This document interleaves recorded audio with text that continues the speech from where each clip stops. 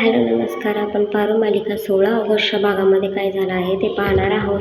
या रूममध्ये विचार करत असते तेवढ्यात तिथे श्रीकांत येतो आणि बोलतो की अहिल्या जास्त विचार करू नको. आदित्यने विचार केला असेल म्हणजे काहीतरी असेल, महत्त्वाचं असेल. ते बोलते विचाराचं नाही रे श्रीकांत, पण माझं काय म्हणणं आहे, दिशा आणि पारूचं कॉम्पिटिशनच होऊ शकत नाही. कारण दिशा ही या घरची होणारी सून आहे आणि पारू म्हणजे लगेच श्रीकांत म्हणतो की तुझी मुलगी आहे. बरोबर आहे, त्या दोघींमध्ये कॉम्पिटिशन होऊ शकत नाही. पण आदित्यनेही काहीतरी विचार केला असेल ना हे कॉम्पिटिशनच्या मागे. ते दामिनी येते आणि दामिनी म्हणते बहिणी, दिशाला तयार व्हायचं आहे तर तुमचे पारंपरिक आणि मौल्यवान दागिने पाहिजे आहेत, कारण तिच्याकडे ती ज्वेलरी नाही आहे. मग हिला बोलते की तिने मागवले नाही आहेत का? तर मग दामिनी बोलते नाही, तिला पारंपरिक आपल्या पद्धतीने तयार व्हायचं आहे ना, त्यामुळे तुमचे दागिने हवे आहेत. मग अहिल्या तिला बोलते की उठसूट कोणालाही दागिने द्यायचे का? तर मग लगेचच दामिनी बोलते की आपल्या सुनेला तर द्यायचेत, होणारी तर आहे ना, तिला तर द्यायचे आहेत.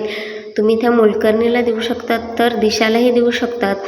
तर मग तुला महत्त्व कळत आहे का? असं विचारल्यानंतर दामिनी बोलते की मला वाटत आहे की दामिनीची या घरामध्ये काहीच पद्धत नाही आहे आणि मी एक समजून घेतलेलं आहे मनाला की या घरामध्ये सुनेला महत्त्व नसून मोलकरांना महत्त्व आहे.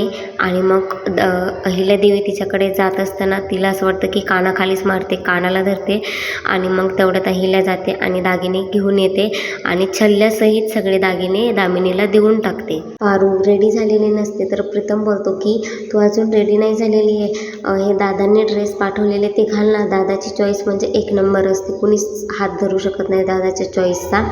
दादाची चॉईस खूप छान आहे, बघ ना याच्यातला, ट्राय कर ना, हा घे ना.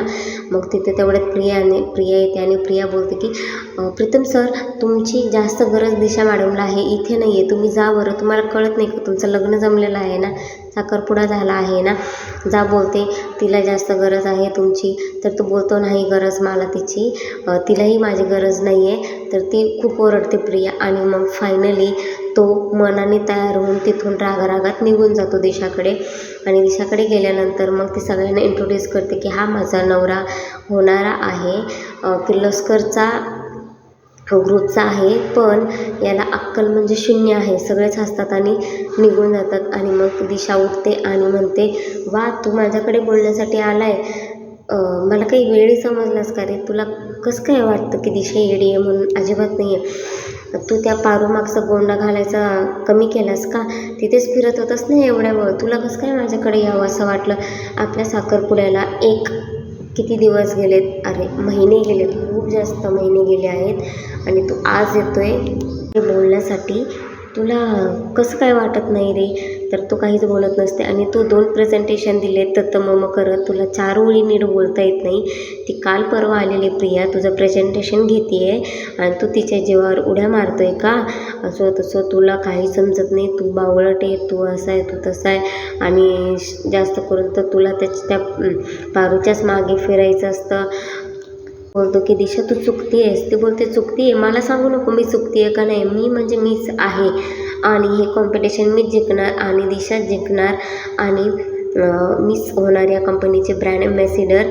आणि जशी तुझ्या आईच्या मागे तुझे गोंडा घोलतात ना, तसं तुला मी माझ्या मागे ठेवणार आहे. प्रीतमला भरपूर राग आलेला असतो पण तो कंट्रोल करतो आणि तिला शेवटी बोलतो की दिशा, मी हे सगळं का ऐकून घेतोय? का तर माझ्यामध्ये आईवडिलांचे संस्कार आहेत म्हणून ह्या मी सगळ्या तुझ्या गोष्टी ऐकून घेतलेल्या आहेत. आणि ते बोलते चल निघ, असं बोटबीट करून बोलते निघ, म्हणते आता निघ.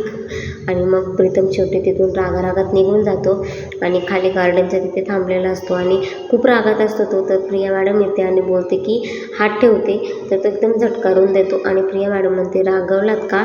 तो बोलतो मी तुमच्या म्हणण्यानुसार दिशाला बोलायला गेलो होतो, पण दिशाने मला फायनली वेडा किंवा झिरो आहेस, तुला काहीच नॉलेज नाही आहे असं तसं बोलून मला तिने तिथून हाकलून दिलं.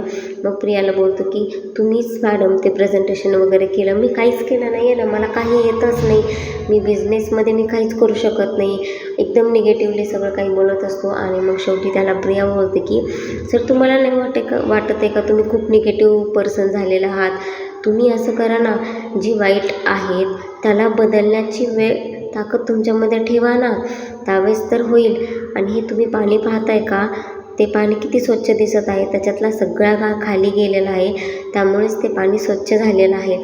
त्यामुळे तुम्हीही असं करायचं, प्रूफ करून दाखवायचं सगळ्या गोष्टी. प्रियाच्या गोष्टी ऐकून खूप छान वाटतं. मग तो तिला बोलतो की तुम्ही खरंच टीचर आहात ना, तुम्ही काउन्सिलिंग करायला पाहिजे होते, खूप छान माणसाचं मन डायवर्ट करता आणि थँक्यू असं बोलतो. मग ती बोलते चला आपल्याला पारूकडे जायचं आहे, पारूला गरज आहे, दिशा मॅडमला नसली तरी.